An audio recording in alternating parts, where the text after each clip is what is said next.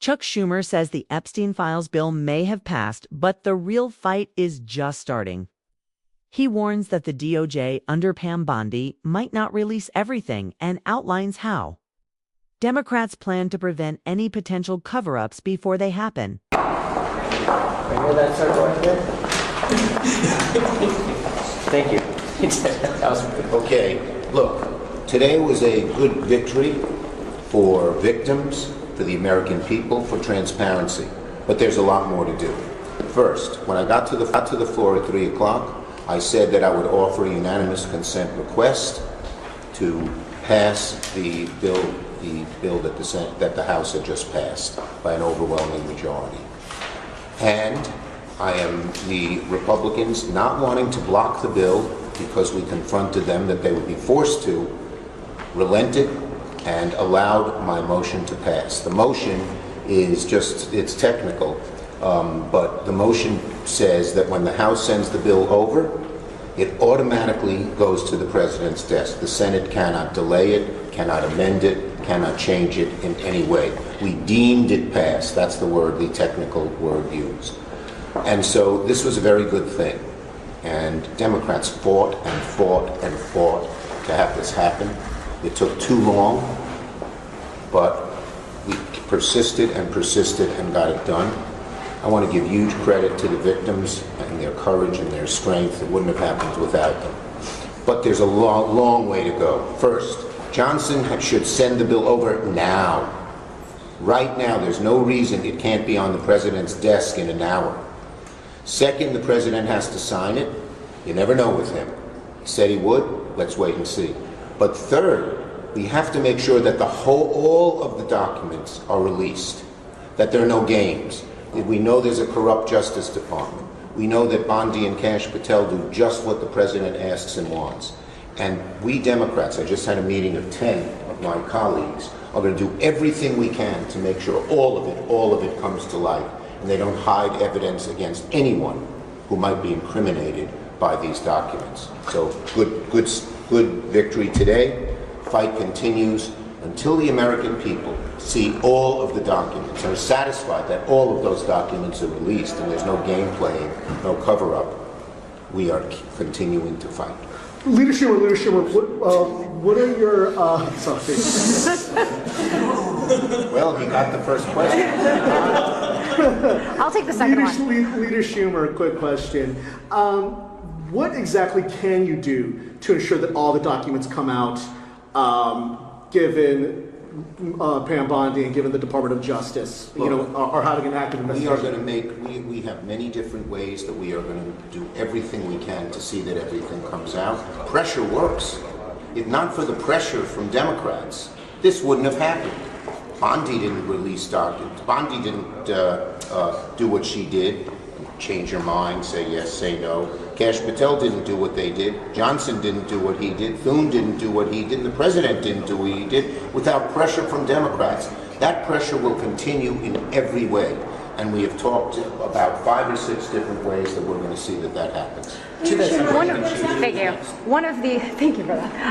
One of the criticisms that had come out of the Democrats was that this had also been an issue during the Biden administration, and that, why wasn't it taken up? In your opinion, why wasn't it taken up then? Was it just that it was an open investigation and they didn't want to tip their hat? The difference is real. President Trump campaigned on this. He promised to get this done. He's the one who's backed off on this, period. Yes. Republicans are saying that you consented to adding this provision into the approach bill that would allow senators to sue if their phone records are obtained. Is that true? Look, the bottom line is Thune wanted the provision. And we wanted to make sure that at least Democratic senators were protected from Bondi and others who might go after them. So we made it go prospective, not just retroactive. But I'd be for repealing all the provision, all of it. And I hope that happens. Leadership. Yes. Why precisely go with UC and not force a vote to get some of these folks on the vote? Because we want to get this done. And if there would have been allowed amendments, they could have delayed it. And if you have amendments, guess where it goes? Not to the President's desk, to the House. And the House, who knows what they do with it. So that was enough. Leadership. Thank you, everybody. Thank you, Leader. Are you saying that if nothing comes out about President Trump What Senator Chuck Schumer does in this discussion about the Epstein Files bill is deceptively simple on the surface, but layered with political strategy, procedural insight, and accountability pressure. At first glance, it looks like a win. The House has passed the bill overwhelmingly, and Schumer is ready to move it in the Senate. But underneath, he's walking viewers through a tension most Americans never see the difference between passing legislation on paper and actually ensuring the truth comes out. He begins by framing the win properly. This isn't mission accomplished, and it isn't total victory. It's a concrete, tangible step in a fight that has dragged on for years. The bill passed in the House with a margin so wide that it signals public and bipartisan pressure. Schumer explains that his plan in the Senate is to push it by unanimous consent, a procedure that allows a bill to move straight through if no senator objects. That procedural move is crucial. It prevents opponents from dragging the legislation into delays, amendments, or poison pills that could weaken its impact. He's showing viewers that Congress isn't just about votes. It's about understanding and using the rules to safeguard transparency. Schumer doesn't linger on procedural detail for its own sake. He pivots immediately to the human and moral stakes. He gives credit where it's due, signaling that this success wouldn't have happened without the persistent effort of survivors, advocates, and members of Congress willing to keep pressure on. Public outrage and activism matter. Schumer highlights that these victories are rarely spontaneous or automatic. They happen because people refuse to let institutions ignore the issue. In this case, it's victims and the public demanding action on Epstein's network. Then he shifts tone, making it clear that the real battle is only beginning. Passing the bill doesn't automatically force the DOJ to release all documents. Schumer meticulously outlines the next steps. The Speaker must send the bill to the President. Trump must sign it. And the Department of Justice has to comply fully with the law. He stresses that while Trump has indicated he might sign, past, behavior shows that promises of transparency do not always translate into action. This is the first key lesson. Legislation doesn't self-execute. Laws on paper are only as effective as the people tasked with implementing them. Schumer then turns to the core risk: bad faith actors in positions of power. He names Bondi and Kash Patel, highlighting a pattern of behavior where critical files could be delayed, redacted, or selectively released to protect certain individuals. This is the procedural and moral danger of leaving the same people who resisted transparency in charge of the very information a law demands be made public.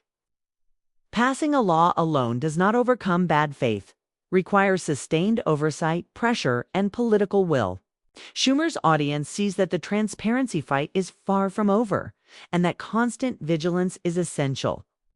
He also addresses the political calculus. Critics may ask, why didn't this happen under Biden? Schumer doesn't defend past decisions. Instead, he zeroes in on Trump because that's where the current energy and leverage lie. The president campaigned on transparency regarding Epstein and then hesitated or delayed action by framing the fight in terms of Trump and his allies. Schumer clarifies the immediate political target for accountability while also signaling that this isn't partisan chess beating, it's about holding power to the law. Another critical detail Schumer underscores is the phone records provision in the appropriations bill. This section protects senators from potential DOJ overreach.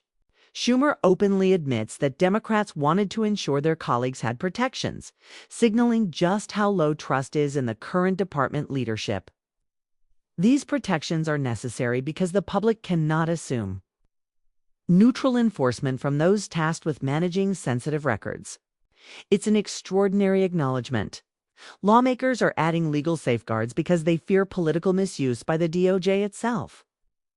He walks the viewer through the next steps in detail, making the abstract concrete. The Speaker must deliver the bill, the President must sign. The DOJ must release files without redactions or selective withholding. Each of these steps carries its own risk, and each requires active oversight. Schumer makes it clear that the public, the press, and members of Congress must all stay vigilant to ensure the law isn't undermined. Schumer's explanation also frames the Epstein files as more than names on documents. They're a window into power, influence, and accountability. Who enabled Epstein? Who looked the other way? Who blocked investigations and who benefits from continuing secrecy? The stakes are enormous, and the legislation is just one tool to force transparency. The real work is in implementation, monitoring, and pressure to prevent selective disclosure or cover-ups. For viewers, there are several key takeaways. First, public pressure matters. The House moved because survivors, advocates, and the broader public refused to let years of inaction continue. Second, the fight for transparency begins after passage, not before. Laws don't enforce themselves. Oversight, activism, and strategic pressure are required. Third, this is a story about power, not politics. Ensuring justice means understanding how institutions operate, where vulnerabilities lie, and how to maintain accountability when those in power have the incentive to obscure the truth. Finally, Schumer's discussion teaches a broader lesson about democracy. Laws are only effective when implemented faithfully. Institutions don't automatically act in the public interest. They require persistent oversight. Transparency is not guaranteed that's enforced. And public engagement, media scrutiny,